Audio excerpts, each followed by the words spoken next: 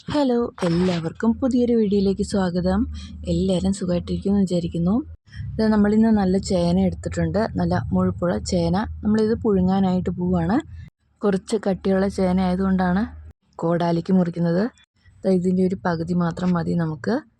ഇത്രയും നമുക്കൊന്ന് തൊണ്ട് കളഞ്ഞെടുക്കണം.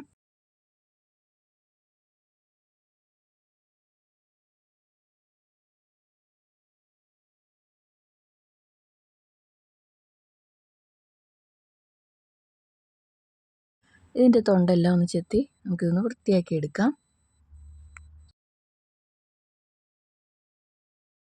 തൊണ്ടെല്ലാം ചെത്തിയതിന് ശേഷമാണ് നമ്മളിത് കഴുകിയെടുക്കാനായിട്ട് പോകുന്നത്.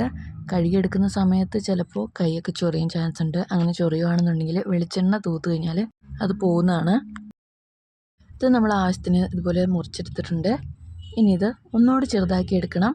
നല്ല റിസ്ക് പോലെ നമുക്കിത് മുറിച്ചെടുക്കാം.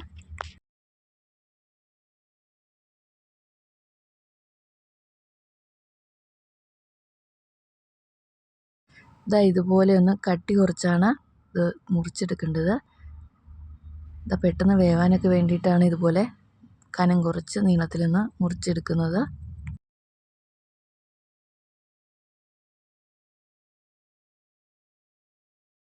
ഇനി മുറിച്ചെടുത്ത ചേനയെല്ലാം നമ്മളിനി കുക്കറിലിട്ടാണ് വേവിക്കുന്നത്. കുക്കറിലിട്ട് ഒറ്റ വിസിലൊന്ന് അടുപ്പിച്ചാൽ തന്നെ നമ്മുടെ ചേന നന്നായിട്ട് വെന്ത് കിട്ടും. ഇനി ആവശ്യത്തിനുള്ള ഉപ്പ് ചേർത്ത് കൊടുക്കാം. 1 ടീസ്പൂൺ ഉപ്പ് ചേർത്ത് കൊടുക്കുന്നുണ്ട്. അടുത്തായിട്ട് വെള്ളം ചേർത്ത് കൊടുക്കാം. എന്തോരം ചേനയുണ്ടോ അതിൻ്റെ ഒരു പകുതി മാത്രം വെള്ളം മതി. ഇത്രയും വെള്ളം ഒഴിച്ച് നമുക്കൊന്ന് വേവിക്കാനായിട്ട് വെച്ച് കൊടുക്കാം. ഒറ്റ വിസിൽ മാത്രം മതി, ചേന നന്നായിട്ട് വെന്ത് കിട്ടും. ഇനി ഈ ചേനയുടെ കൂടെ ഏറ്റവും നല്ല കോമ്പിനേഷൻ എന്ന് പറഞ്ഞാൽ ഈ കാന്താരി ചമ്മന്തിയാണ്.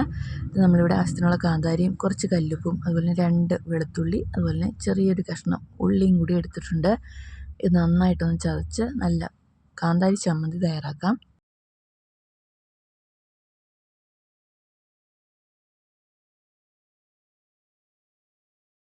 മുളക് ഇടിച്ചെടുത്തിട്ടുണ്ട്. അതിനി വേറൊരു പാത്രത്തിലേക്ക് കോരി മാറ്റാം. ഇനി ഇതിൻ്റെ കൂടെ കുറച്ച് വെളിച്ചെണ്ണയും കൂടി ചേർത്ത് കൊടുക്കാം. എരിവൊക്കെ ഒന്ന് ബാലൻസ് ചെയ്യാൻ വേണ്ടിയിട്ടാണ് കേട്ടോ ഇതുപോലെ വെളിച്ചെണ്ണ ചേർത്ത് കൊടുക്കുന്നത്.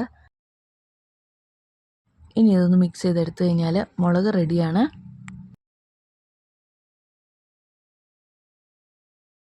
മുളകും കൂടി റെഡിയായി കഴിഞ്ഞാൽ ചേനയൊന്ന് വെന്താൽ മാത്രം മതി, നമുക്കിനി കഴിക്കാവുന്നതാണ്.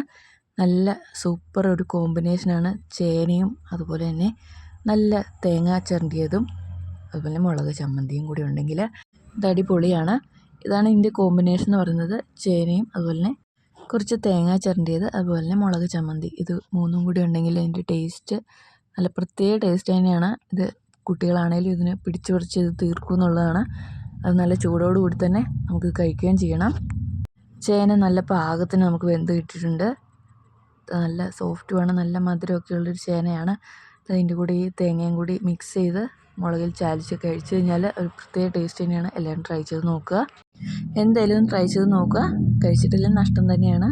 വീണ്ടും കാണാം. താങ്ക്